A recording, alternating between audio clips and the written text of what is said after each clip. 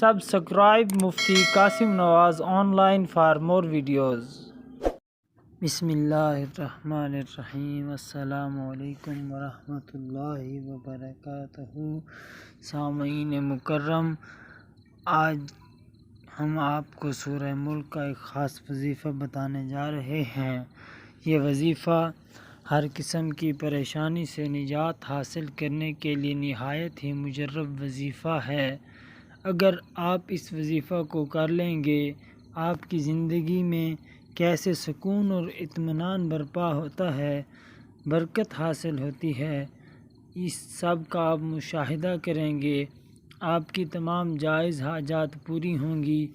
آپ نے وظیفہ کس طرح کرنا ہے، اس بارے میں آپ کو تفصیل سے بتائیں گے، کیونکہ یہ وظیفہ سورہ ملک کے ساتھ ہے۔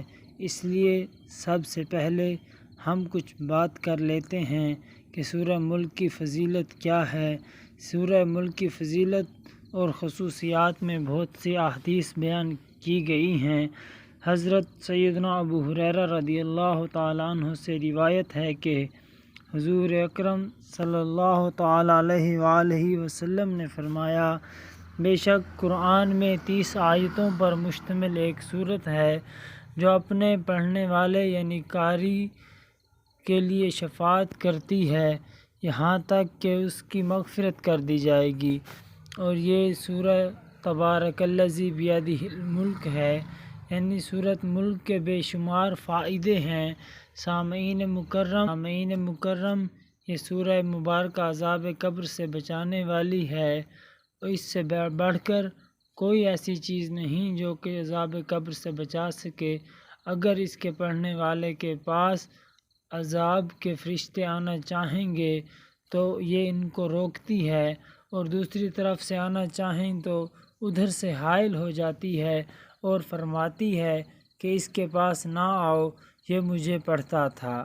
فرشتے عرض کرتے ہیں، ہم اس کے حکم سے آئے ہیں جس کا تو کلام ہے۔ تو یہ سورہ فرمائے گی، ٹھہر جاؤ، جب تک میں واپس نہ آؤں تب تک اس کے پاس نہیں آنا۔ اور بارگاہ الہی میں یہ سورہ حاضر ہو کر اپنے پڑھنے والے کے لیے اللہ رب العزت سے شفاعت کرتی ہے کہ اے مخلوق میں سے کسی کو ایسا جھگڑا کرنے کی طاقت نہیں ہے، یہاں تک کہ اگر مغفرت میں تاخیر ہو جائے تو عرض کرتی ہے کہ وہ مجھے پڑھتا تھا، تو نے اسے نہ بخشا، اور فوراً جنت میں جاتی ہے، اور وہاں سے ریشمی کپڑے، آرام دہ تکیے، پھول اور خوشبوئیں لے کر قبر کی طرف آتی ہے اور فرماتی ہے، مجھے آنے میں دیر ہوئی تو گھبرایا تو نہیں۔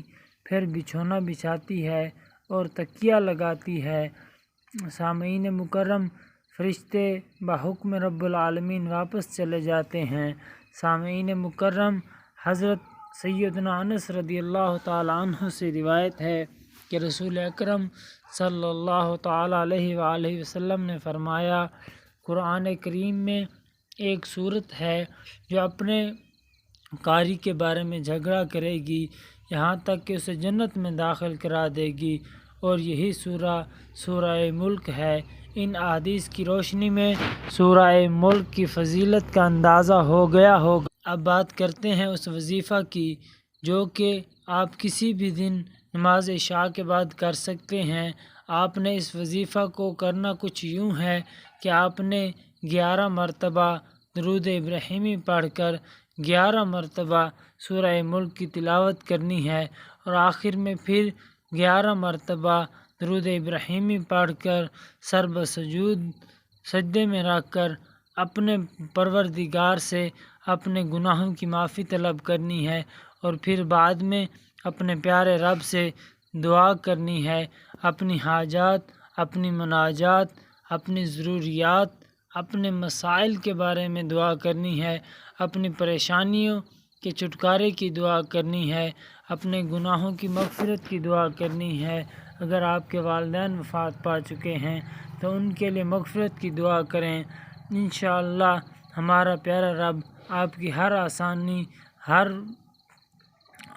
ہر آسانی فرمائے گا۔ اللہ تعالیٰ آپ کی ہر تکلیف دور فرما دے گا۔ اللہ تعالیٰ آپ کے لیے آپ کی ہر جائز خواہشات کو پوری کرے گا۔ اللہ تعالیٰ آپ کے ہر دکھ کو دور فرمائے گا۔ تو سامعین مکرم، سورہ ملک جو شخص ہر روز نماز عشاء کے بعد پڑھتا ہے تو اس کے لیے ساری رات کا ثواب لکھ دیا جاتا ہے۔ امید ہے بات سمجھ آ گئی ہوگی۔ اللہ تعالی ہم سب کو تلاوت قرآن پاک کی توفیق عطا فرمائے۔ اللہ تعالی ہم سب کا حامی و ناصر ہو، آمین، بجاہ نبی الامین صلی اللہ تعالی علیہ وآلہ وسلم۔ Subscribe Mufti Qasim Nawaz online for more videos.